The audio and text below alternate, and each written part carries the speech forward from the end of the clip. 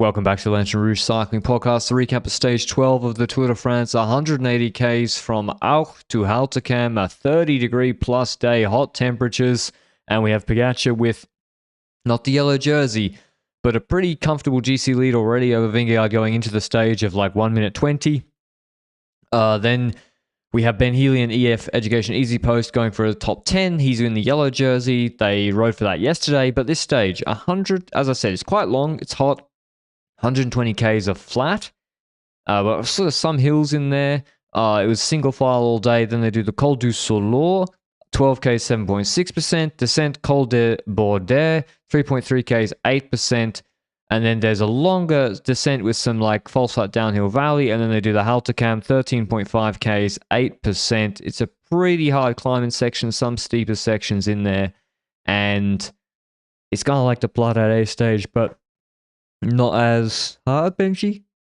There's also the history, the history of Hautacam playing a vital role in 2022. Yes, 2022. Yes, Granon had already happened, but towards the end of that Tour de France, you had Wout van Aert attacking the breakaway, then in the green jersey, leading out ahead of Kuss and Vingegaard on the final Hautacam climb. And there we saw Pogačar cracking. So would we see something similar today?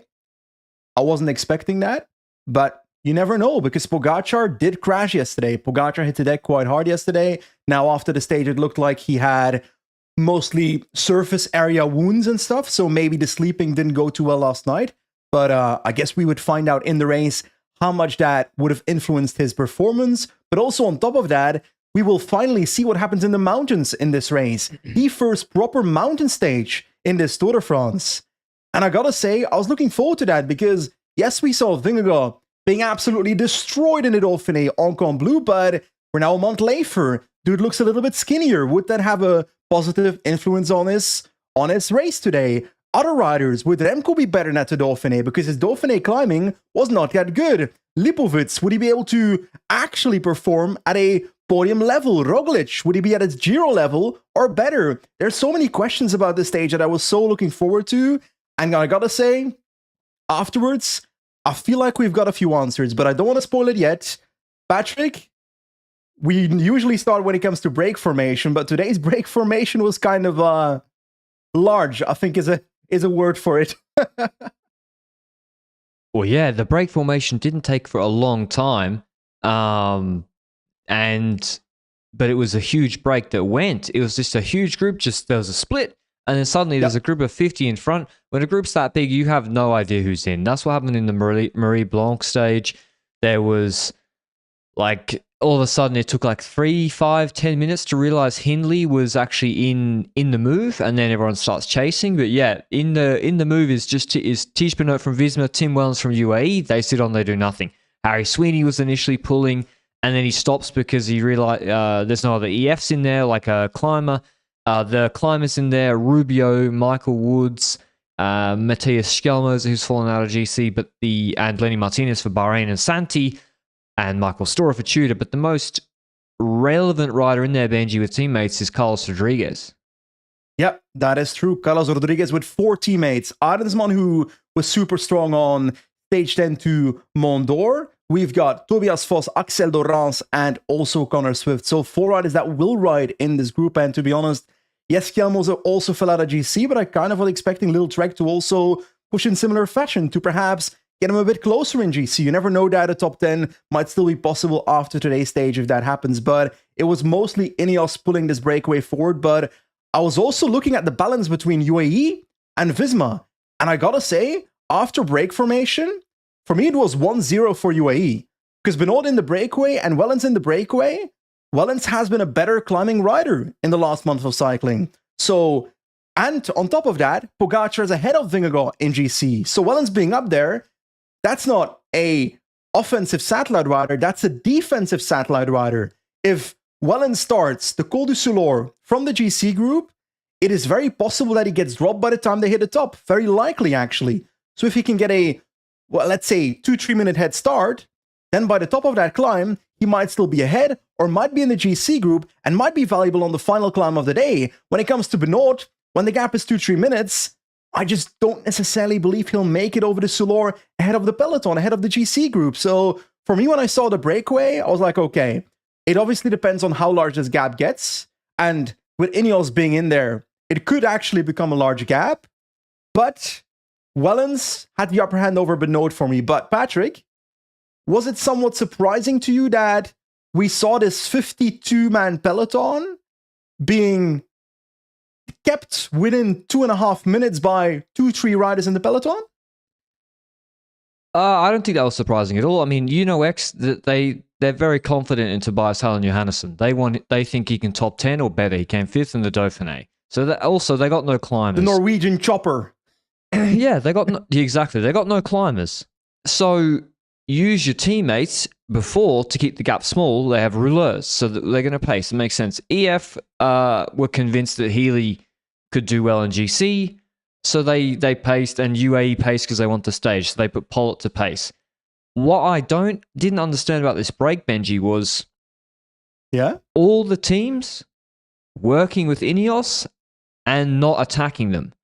Normally what you see, when Hindley was in the break, that break attacked itself constantly. If you're Tudor with Storer, you're going for the stage.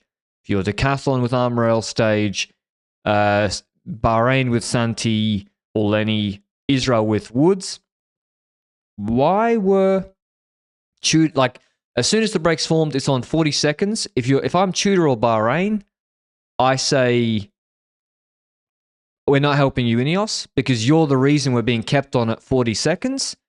And you can either ride for 100 Ks with no help, or we're going to start attacking. Because relaying with them whilst the gap was pegged at, it eventually went to like 130, you're just walking slowly to your own demise.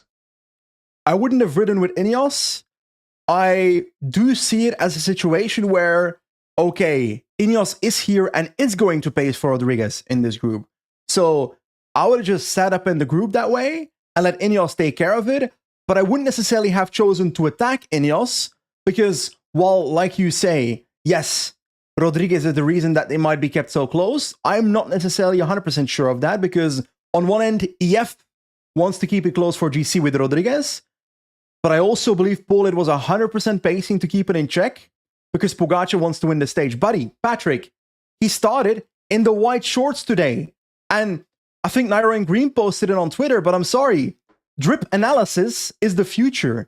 When I see a rider with white shorts, they want to win at the end of the day. It's simple. Exactly. So when Pollitt hit the front of the peloton, I thought, okay, as scripted, UAE wants to take revenge on Hautacam and they want to win the stage. When the gap kept at 2 minutes 30, at the end of the day, I think I was surprised that it was kept at that gap so easily, actually. But it's also because in a group of 50 riders, never going to be more than 10, 15 riders pulling. And that's when it's a lot. It could be 5, 6, 7 riders pulling because there's going to be a lot of baggage in that breakaway. Riders that don't want to spend the energy, that don't necessarily want to put their energy on the line yet. Multiple teams that definitely did that in that breakaway. But anyway, we spoke about breakaway formation. But Ineos kept it going. And the reason probably they weren't the Fugas de la Fuga was because Ineos had Connor Swift. They had Foss. They had guys keeping it together. And that's why it really didn't go anywhere. And so you knew that UAE wanted the stage because they put Pollitt. They're not worried about Carlos Rodriguez being on 1 minute 30 versus 2 minutes 30. They're not worried about that. They want to keep the stage win in play. That's why Pollitt was there pulling. So before we get to maybe the base of Sulor, because it was pretty much a holding pattern, a word on our sponsor for today's episode, Pillar Performance. Pillar is a performance health brand built by sports scientists, dietitians, and elite athletes, all with one goal: to help you get to the start line in peak condition.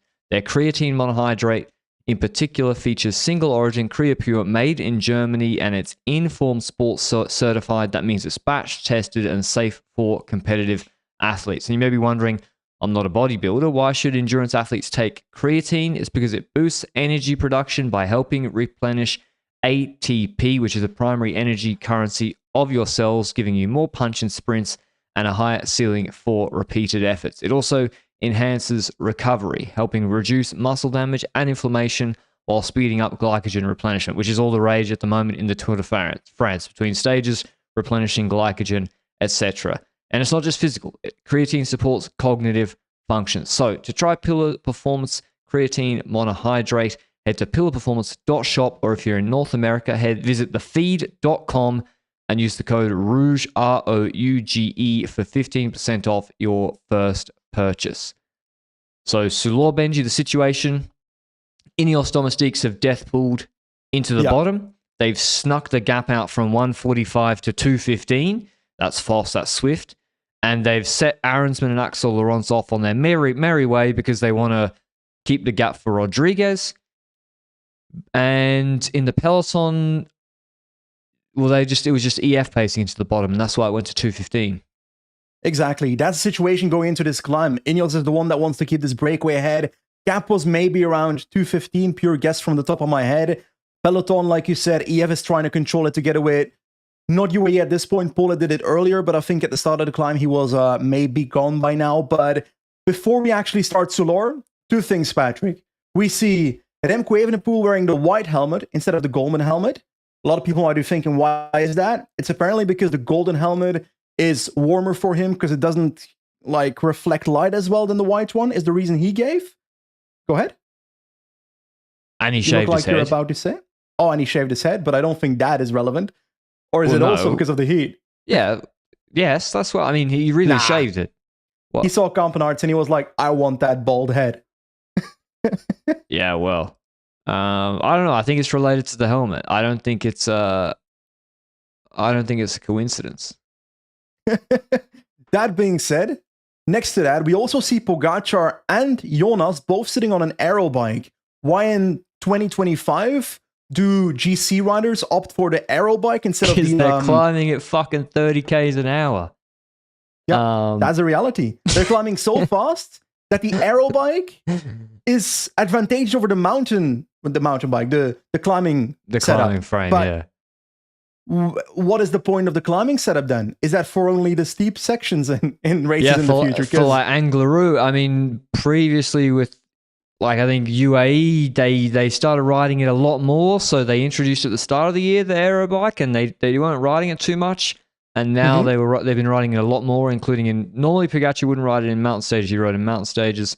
To get to the mountains, Benji, you also have to ride at 50 k's an hour in single file for 3 hours today. Yep. So they the aero frame, I mean, maybe you should do a swap, but even Hautacam, they're climbing at like 25 k's an hour, so aero is pretty important.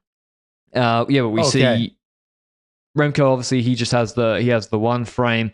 But on Sulor, we see some strange stuff happening, I gotta say. Lenny Martinez gone. And so, who would have thought... From the break. 50 k's an hour on the flat for 3 hours, who would have thought?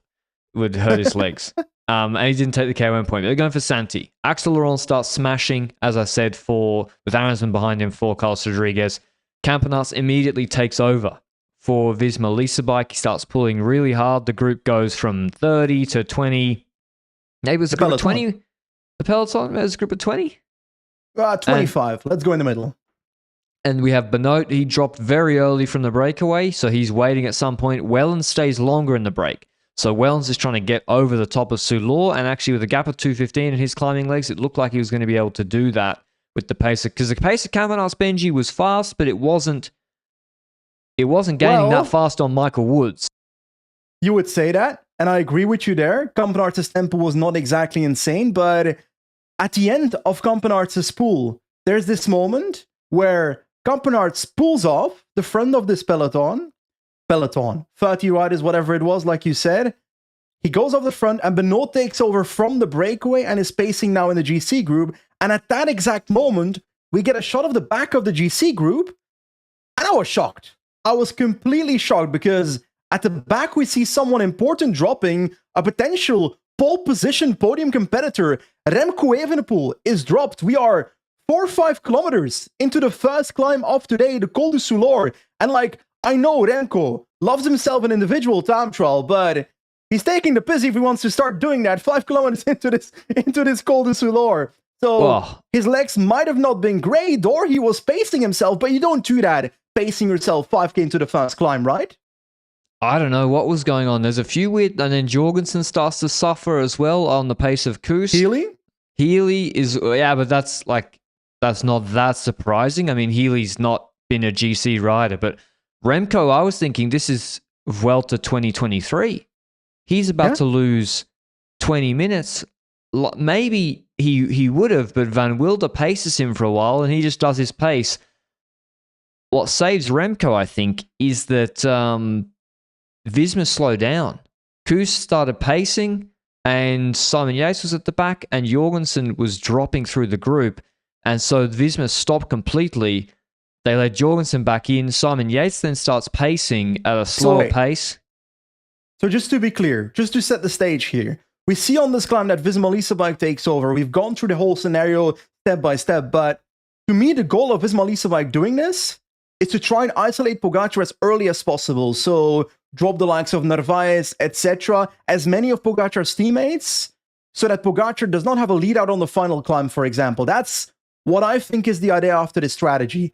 And then towards the top, like you just said, Jorgensen gets in trouble, who is on paper in the classification co-leader, but I don't believe in that. So I see Jorgensen as a ploy to pretend he's a danger for Pogačar, but not actually a danger, because I don't believe he's good enough in the mountains for that. But when he starts dropping, Visma Lease Bike stops spacing, so stop their strategy on that climb of trying to drop the UAE domestiques, and then Jorgensen can come back, but also the UAE teammates are still there. And it also improves the chances of Wellens up front getting over this climb. So Jorgensen dropping, it's like that meme with the cyclist by the side of the road that puts a stick in his own wheel. Jorgensen not being able to follow is the stick that goes into the wheel of Visma Lease Bike here, because that is kind of what ruins their entire strategy here. Well, yeah, because now you got Wellens in front, who's now going to make it over the Soulor, so he can pull the valley. Narvaez and Yates are there, who haven't been dropped. Sivakov was dropped and Soler were dropped, but they still got Narvaez, Yates, and then Wellens for the valley. So he's got 3 plus Pog. And so Visma, they're also pulling. So they have Bernot dropped, they have 3 plus Jonas, but Jorgensen's already shown that, I mean, if you're dropping there... Exposed. Yeah, what are you going to do on the final climb? Koos looks strong at that moment. But yeah, the guys come back that were dropped, like Vokala, I think, comes back. And a few guys come back. The pace comes out, and then Michael Woods with Armorel, Schjelmoser, crest the topper with around 2 minutes, I think. Yeah. At that point, Remco's comes back to 30 seconds. There's a descent and a 8-minute climb to Bordeaux. That's where they go into it. I think Armorel drops Schjelmoser and Woods on the descent. He's from this area. And then he goes clear of them. They're kind of out of it because there's actually a lot of valley riding to come. Back to the GC group.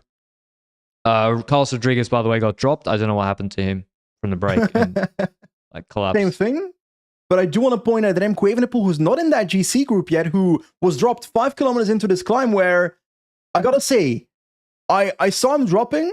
He didn't look like he was completely done for when he was dropping either, but we've said that before with Remco, even in days where he then loses time. So it's sometimes hard to see what his energy levels are when he's dropping from a group. But towards the top of the Col de Soulor, he was actually gradually getting closer, especially like you said, because Kuss slowed down, because Visma slowed down to get Jorgensen back. That gives a lifeline to Remco to potentially come back, especially with the descent, small climb in the descent, the Col de Bordeaux, then a descent to Hautacam. The second Remco topped 37 seconds behind the GC group at the top of Soulor. I thought to myself, he is 100% coming back before the foot of Hautacam. But in the descent of Hautacam, you've got that climb, the Col de Bordeaux, and that's where Visma starts spacing again with Simon Yates, and that's where I was starting to get worried again for Remco Evenepoel, because at the foot of that climb, he was 20 seconds behind, so he got 20 seconds closer. But when Yates starts spacing, he starts losing time a little bit again. So that's where trouble stirs up again, but when Simon Yates is spacing, it's not just Remco that is in trouble behind that group, it's also Jorgensen is also struggling, and he's barely holding on, but there's a difference here, Patrick. On this climb, Jorgensen gets gapped, and Sepp Kuss keeps on pacing. So I assume that between the top end of Soulor and Bordeaux, Visma Lease Bike realized, okay, if Jorgensen drops on Soulor, he's useless anyway. So we might as well just leave him behind and continue following up our strategy of making the race hard, you know? Well, yeah, exactly. Trying to drop Narvaez, because is Jorgensen going to defend his podium spot or attack Pogačar on the final climb like this? Most likely not. But he actually does just survive until he comes back to that group on board there.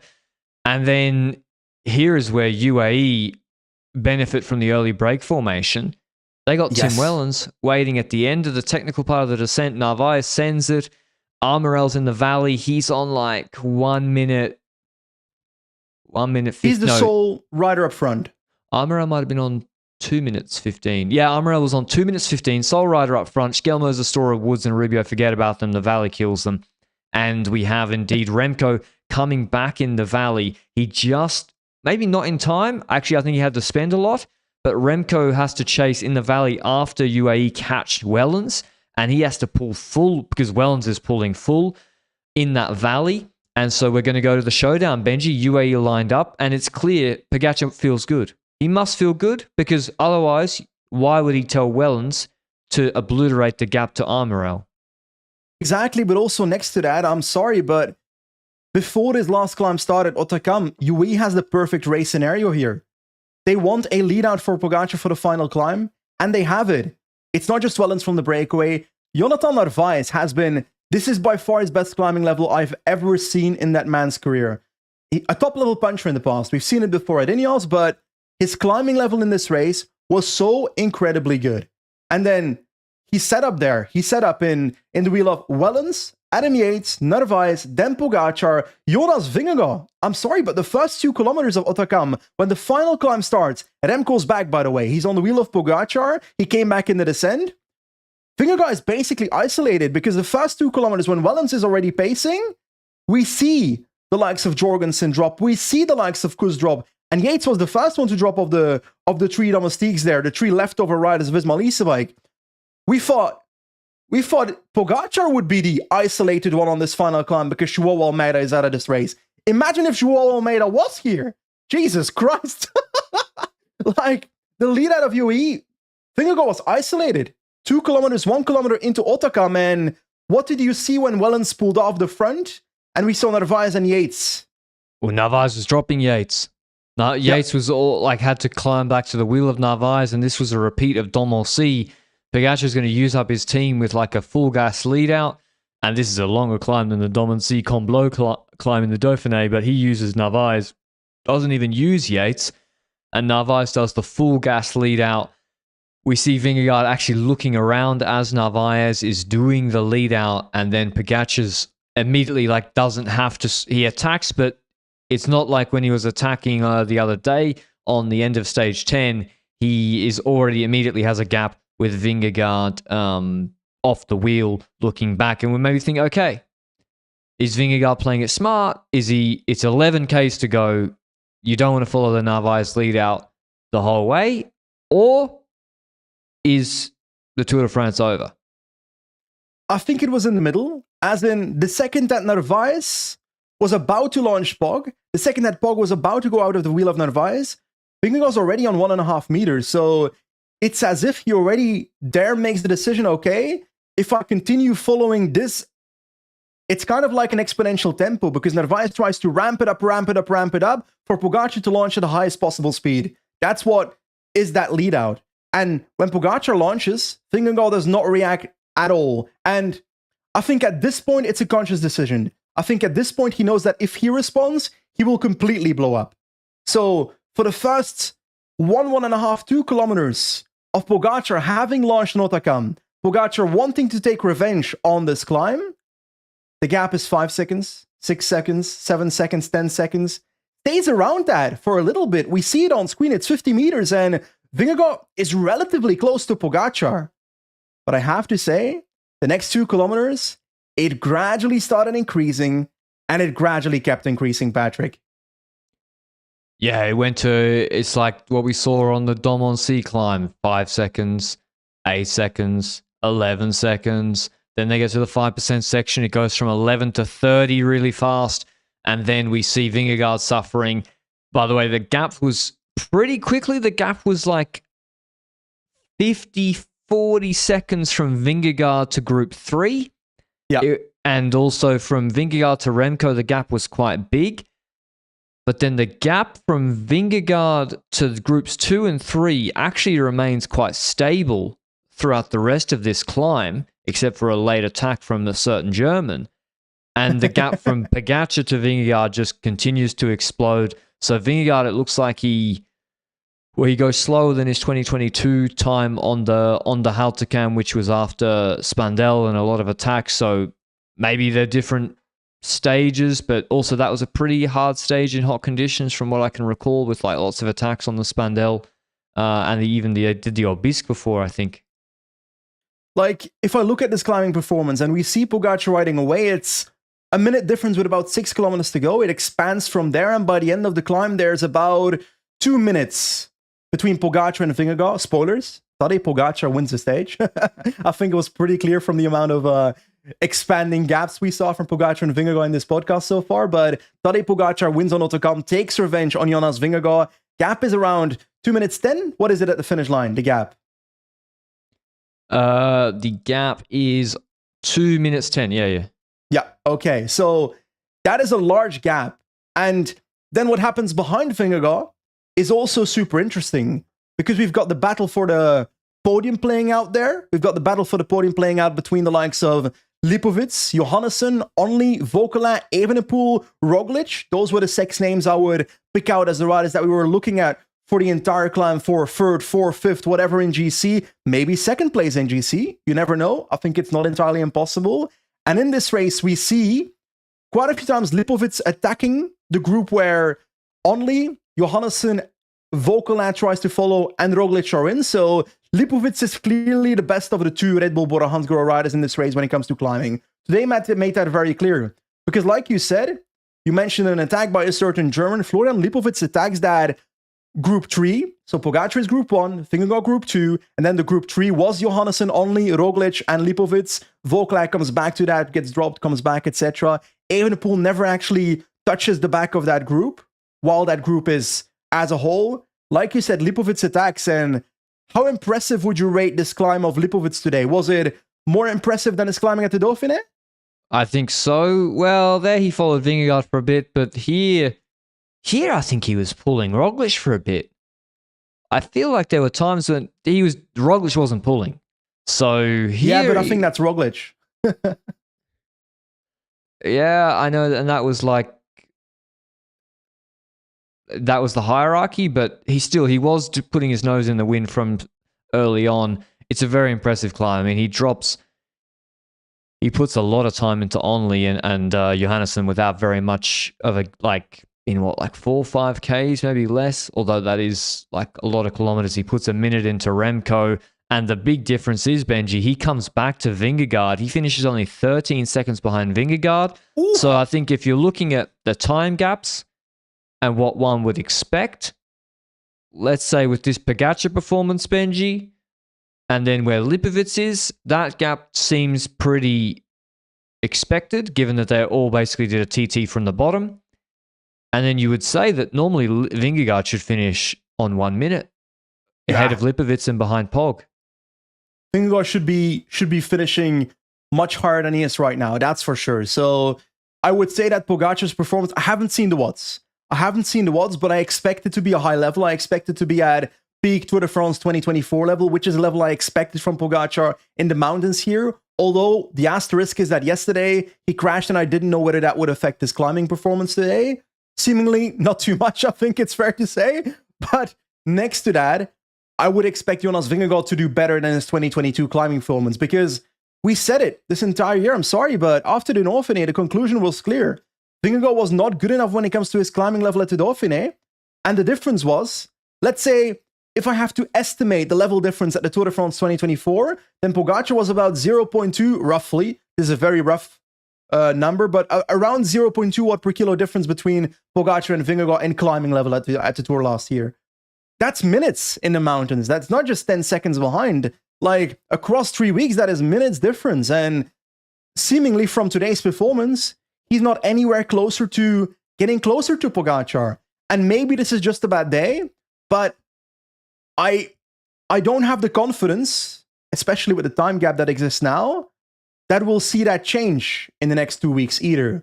Because at the end of the day, Pogačar taking 2 minutes 10 today means that Vingegaard is on 3 minutes 31 in GC, and I have never seen Tadej Pogačar losing 3 minutes 31 unless maybe in 2022 in the second half of the race. But at the end of the day, Pogačar is a different rider than 2022.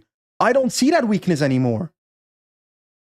No, I mean, even if, say he has another sleepless night and is 5% worse than the TT tomorrow, I mean, he's going to lose. He would lose like 10, 15, 20 seconds. It's a 20-minute TT. Yeah. And that's worst case. That's worst case because, you know, on Hautacam today, he's pushed a shitload more watts than Vingegaard.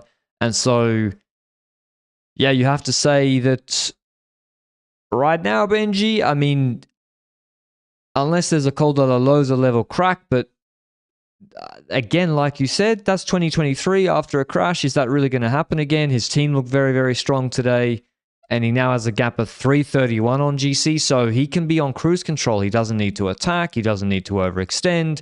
He can ride it like the end of the 2021 tour where he sits in the wheels and just then sprints and takes 5-10 seconds and an easy win.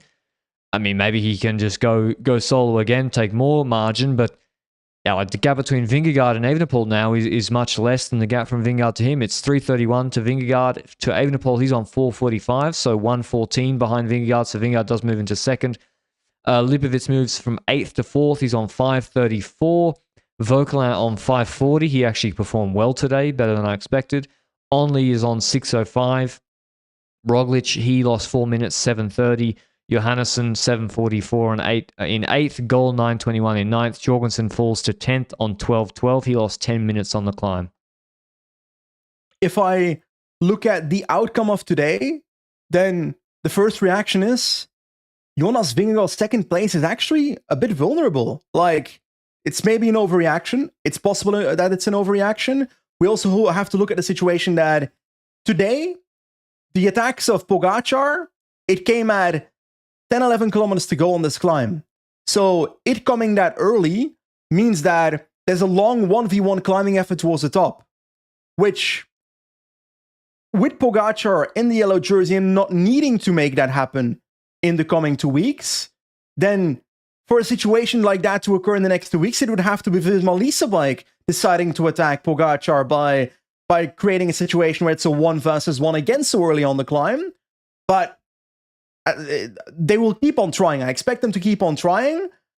That is the kind of situation where a Vingegaard could have that crack that we saw in the last kilometers here. Because in the last kilometers on Hautacam today, I reckon he lost about 30% of his gap to Lipovic on that final section. Most of his gap. It's not just Lipovic attacking. I also felt like Vingegaard slowed down in the last 2 kilometers. Well, yeah, he did. Because Lipovic was coming back. So I think Lipovic and Bora did the right thing. I mean, he's right in the mix. He's like, I mean, after the Mountain TT tomorrow, who knows? But he's only 40 seconds off the podium. If Bora can podium, I mean, they'd be over the moon, especially. And the white jersey's also in play. Especially Lipovic, a German. He's 50 seconds off the white jersey in the podium. And so clearly they have to go for Lipovic now. But no, I don't agree that Vingegaard will crack and have lose second to Lipovic or Remco. I don't think that's realistic, to be honest. But if we then look at the rest of the top 10, are we worried about the Remco Evenepoel? Because like it is very, very it is Joao Almeida 2021-2022 style. What Remco did today. I don't think Almeida did this, Benji. He did it once on the same stage. Almeida didn't do a 1 hour TT to come back. On that Tourmalet stage, that Remco lost 20 minutes in the Vuelta. That's where Almeida did the same, no? But he was the one that actually survived that day in GC. No? I'm going to make up some maths. Yeah? I think Remco might have done a higher 90-minute power. 2 hour, I reckon Remco did a higher 90-minute power than everyone from Lipovic, below Lipovic, maybe even including Vingegaard. Like, he had to pace all the descents in half a valley himself against Wellens. Had some help from Van Wilder on Soulor, but most of it was Remco himself.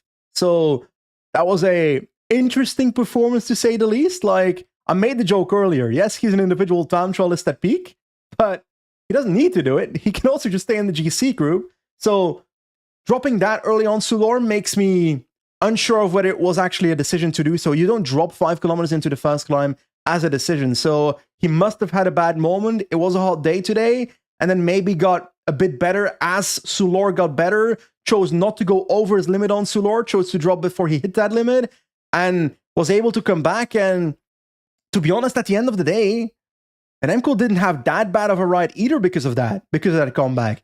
Compared to Lipovic, that's a big hit though. And if that difference in climbing level between Lipovic and Remco sustains for the rest of the tour, then Remco is not podiuming. That's obvious, because then Lipovic is the better climber, easily in the mountains. There's enough to come of those. But I'm also very intrigued what tomorrow's time trial will give.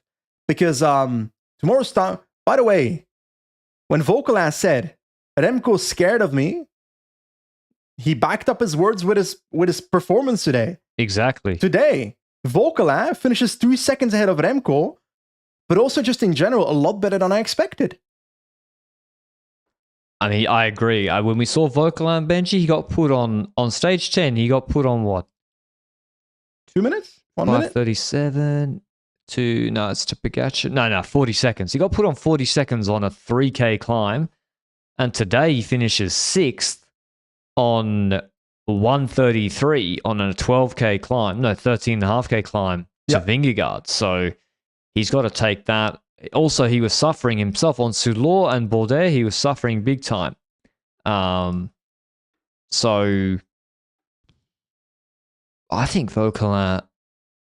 I don't see how he beats Lipovic because even Only's climbing better. Much better, I would say. So in the TT tomorrow, Only should beat him in theory, although Vokalin's a good time trialist. I agree. I think the white jersey battle is going to be the most exciting jersey, Benji. Remco, Lipovic on 49 seconds, Vokalin on 55 seconds, Only on 120, and they're competing for podium, where also I think that's going to be a pretty sick battle. I think so as well, but I think the most overwhelming feeling of everybody watching this podcast, everybody watching the Tour de France is going to be, is this Tour de France over? After 12 stages, has Tadej Pogačar won the Tour de France? Gotta be honest, most likely yes. The odds of Pogačar losing this Tour de France are very small right now. I do not see any tactic that could get Visma Leasebike to beat Tadej Pogačar if the mountain difference between the two is so significant. And obviously tomorrow's time trial, we'll see what happens there, but on paper, if the climbing difference today is so significant, then you'd argue that the climbing difference tomorrow is also going to be significant. It's still a mountain time trial. I don't know. Like, what's your feeling on, is it Tour de France over? We'll see after the TT, but if we have to be realistic, it's 3:31. Pogačar just did what, is the second best ever time on Hautacam from the bottom and seemed unaffected by the crash. The crash is probably the main caveat. That may be okay if he has a bad day in the heat today, but that didn't happen. And so, unless Pogačar has a very, very, very big crack called a low style Benji, then he should win the Tour, because even on Grenal, he lost less than the time gap right now. He exactly. How much time did he lose on 250. Lows? On Lows, he lost 6 minutes. Plus. Okay. But that's not 2024, 2025 Pogačar either, So that's the follow-up there. But we got to talk about the time trial, Patrick. We've got to talk about the time trial. We've been talking a lot about this time trial. It's a mountain time trial tomorrow from Loudanvielle, which is that the place where Pogačar took time in GC in 2020, Tour de France 2020? With the Peresurdas last climb? Yes. No. This is the McNulty stage. Wait. No, I mean the starting spot of tomorrow's stage. I think is the finish of that stage where Quintana and Pogačar or something. I don't know the starts of stages, Benji. I mean, from history, that's... But that was the finish. Loudanvielle was the finish of that day. There we go. So you got to know the finish of the stage, it was a downhill finish. It was a downhill finish. It was 2 by 20 minutes in the rain. And Dylan Turns won. Really? No. Yeah, he won from... Yes, he won from the break, no? No way. No. I think you're in... I think you're talking about 2021. 21, stage 8? Yes. You're talking about 2021 Stage 8 with Col de Rome and Colombière? Am I inventing climbs? So no, this is the finish where Roglic let Pog go because they were friends. Yes, exactly. Where Quintana stayed in the wheel of Roglic, maybe? Or Bernal, Quintana, Roglic marked each other out, and Pog took 30 seconds. And I think that stage was won by Nas Peters? Pure guess. Now you're testing me. If I get that right, mate, come on. Give me some credit. I'm ready for it. I think I'm getting credit. Nance Peters, what have you done for me lately? Stage 2020, you are correct. Woo-hoo-hoo! Let's go. And Pogačar took 40 seconds on the GC group. Anyway, we've got to talk about this time trial, mate. You can do the profile. Or do you not have it up anymore? Because I made you look up I now have the 2021 Tours de France. I'm looking through. No, I do have it. 11 Ks from Loudainville to Périgueux, 11 kilometers long. The first 3 Ks to the intermediate time check are up and down. It's not flat. It looks kind of flat because there's a climb. It's a mountain TT, but it's not flat. And then the Périgueux is indeed that's where McNulty paced in 2022. 8K, 7.6%. It's irregular. It's like a Pyrenean up and down climb. It is it starts at 1,000 meters, goes to 1,600 more or less. And then at the Altiport, there's the ramps where it's really, really, really steep. That's where Pogačar and Vingegaard sprinted. Pogačar won the stage in 2022, I believe. And he will be the favorite for tomorrow. I think equipment's going to be really interesting to see what equipment people are using. Are they going to use a TT bike? Are they going to use a road bike with extensions? Are they going to change? You start with a TT bike and change. I think that's going to be pretty, for the tech nerds, quite interesting. What do you expect from this TT? Well, what do you say when it comes to equipment? You say, do we see switches or do we not see switches? Or in terms of some people might bike change. Because when I looked at the last week, we saw a picture of Pogačar's bike being set up, which I would expect is the bike for Périgueux, because we saw a picture of literally a UAE bicycle, which is a road bike, but with TT extensions added on top of it. Now, these days, you never know whether a picture is an AI-generated picture, but it looked pretty real to me. So I would assume that they wouldn't make that setup if it wasn't for a mountain time trial, because that's where you'd expect a road bike with TT extensions to be a possible option. For a flat time trial, you'll never make that. For a road stage, you'll never make that. So that being present there, I'd expect to be for this mountain time trial. Then we saw a video on Twitter the other day from the recon, no, not the recon ride, the rest day ride of Visma bike, where Jonas was riding a time trial bike, Cervelo P5 if I recall correctly, but it was really confusing because when I saw it, I was like, okay, first look, TT bike, because it has the handlebars of a TT bike. Then looked at the wheels, and it was like the regular stage wheels, like the ones they normally use with the shorter rims, etc. So it must be a modified TT bike then that he's choosing, but why is one team opting for a TT bike while another team is then opting for a road bike with TT extensions? Is that because the Colnago time trial bike is considered a heavier one? I think it's a variety of factors. Like, not all bikes are the same. Some might be more aero in certain conditions. Some might be heavier than others, the TT bikes. And maybe some riders struggle to put out power climbing on their TT bike, or they can't climb as well on their TT bike on 5%. Because on 5%, if you can go in the aero, in the extensions on 5% and push the same power as if you're in a relaxed position on your road bike, you will go faster on the TT bike if it's also close to the same weight as, or not too heavy compared to your road bike. But that's a big if. Maybe some riders can't do that on the TT bike. And that's why we saw Pogačar do a bike change on the 2023 Tour de France TT to Combloux.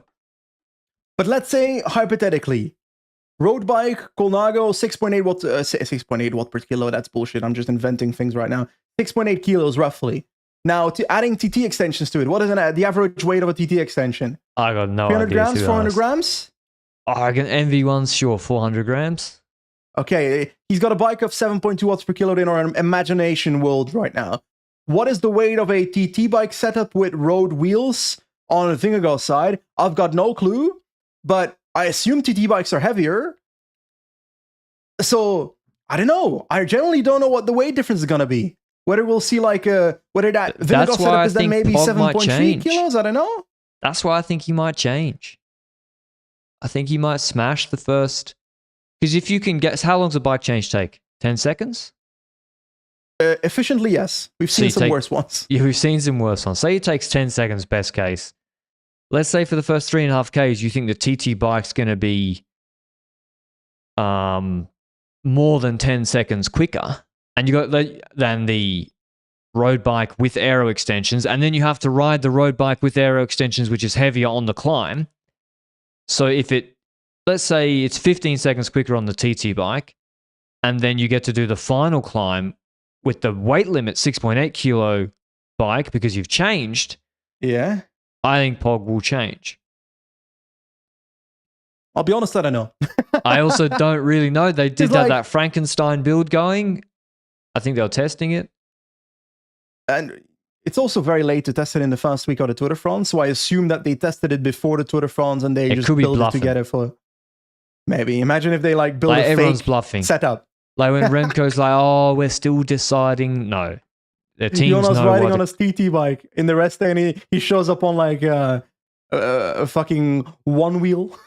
The teams know what they're doing. But I also can I be honest? I also just assumed when I looked at the profile, the first time I saw the profile of the Péragudes climb, my assumption was those 13% segments at the end of the climb, you can't do that on a TT handlebars. But is that a wrong assumption? Because we've always seen riders change to a road bike for that, except for Tom Dumoulin. Is that a wrong assumption because it's so rider by rider? Depends on the gearing. But yeah, that's the thing. This is not a regular 6% climb. There's 16% ramps on the Altipool. So is your gearing on the TT bike? I don't know. I think Remco is going to... I think the Aero Missile will do it on the TT bike. Yeah. I think... I'm doing predictions. Remco TT bike. Only will change. Vauquelin will change. Pogačar will change. Roglic will do TT bike. Vingegaard TT bike. I expected Remco to do road bike. And the reason that I expect that to happen... But he has to change. ...is... Or you think he starts on the road bike with aero extensions? Nah, probably not. I expect that to change in that specific scenario. But I would say that the reason I don't necessarily expect Remco to do... you'd expect that Remco chooses a TT bike, but is it me or do I consider Soudal Quickstep a bit of a more traditional team in terms of management? Or is that too harsh? I think taking that assumption that they might stick to the old strategy of changing to road bike in a mountain time trial, stuff like that. I think with the aero stuff, they're pretty good. I mean... True. I think Bad Blocken now works there as aero guy. Remco's the Olympic and multiple world champion in the time trial. I would say for time trials, they're pretty good. I mean, yeah, but it's not a mountain time trial, eh? I know, that's the difference. This is a once in a... It's like a freak TT. Luke has stated in the chat that the Cervelo P5 is around 8 kgs roughly. So that would... I don't fucking know, man. I'm pulling kilos of bike there. I'm trying to compare it, but at the end of the day, it also depends on how a rider pushes on the pedals, like you say, whether they can hold the position in the first place, stuff like that. At the end of the day, we're talking about equipment so much. I'm sorry, bud.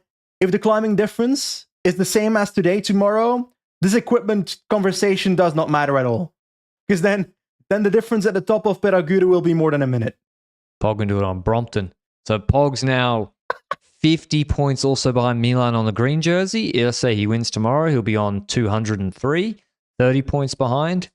Then he wins on, so he's getting close to Milan. I can see why Trek wanted the break to win yesterday. I think that was the right thing. Otherwise, imagine Pog came second in the sprint yesterday. Yeah.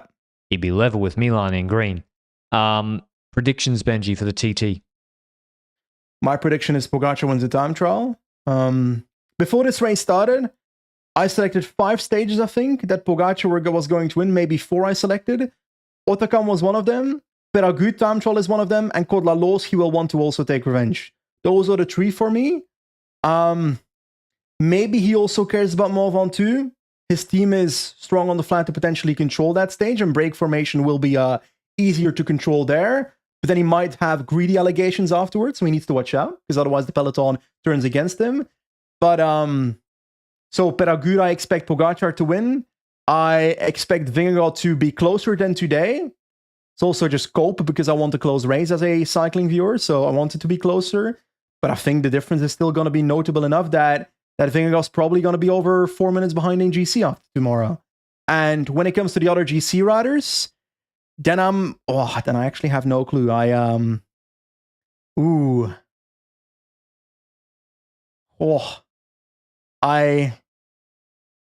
the podium battle, like, if we compare Lipovic to Remco to Roglic, because, like, if we look at a flat time trial, we compare it to a mountain time trial, different factors play into it. We said this last time after maybe a couple stages ago. Remco Evenepoel in his flat time trials has the benefit of, first of all, absolute power is pretty good, but also on top of that, his CDA is small, so his surface area that glides through the wind is small compared to some other riders. On a mountain time trial like Peragut, yes, they might still be riding 25 kph, but that effect is lower than in a flat time trial, so that benefit is limited for Remco in a mountain time trial.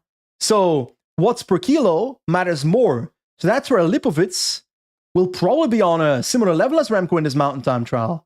And maybe even only. Based on the last month, I would argue that Lipovic might be... Today is maybe an argument for Remco here, but I think Lipovic is maybe mentally a little bit stronger in these moments. I don't know. In a time trial, that's not true, because Remco is a fucking good time trialist. I don't know. I don't know what to expect from P3 to P8. You know who won't be riding a TT bike on the climb tomorrow? Felix Skull. Well, that is true. He'll go backwards. He came second in that Swiss Mountain TT, 24 seconds behind Almeida. They're only put 30 seconds into Vauquelin, which the Swiss GC is actually aging quite well. Although that was really like a pure mountain TT. They just started the climb almost straight away. So I think it'll be, Pogačar should be the favorite, then Vingegaard. Then I really don't have a strong view on only Vauquelin and Remco. I think... Me neither, actually. Based on the day, you say Lipovic. Oh, and Lipovic even. I would say Lipovic is the favorite for third in the TT. Yeah. In GC as well right now after today, but we're basing on one data point in the mountains, so that might not be the ideal thing to do. Yeah, either. and Dauphiné, he fell through on the last stage. But yeah, okay. Hope you enjoyed the recap. Could be fun. That was a recap of the Hautacam stage. Pogačar making a big stamp and stomp on the Hautacam. Revenge number 1 for this Tour de France. We've got La Loze Ventoux still coming up as well. Seemed unaffected by the crash. Mountain TT tomorrow. Hope you enjoyed it as always, and see you tomorrow. Ciao, ciao.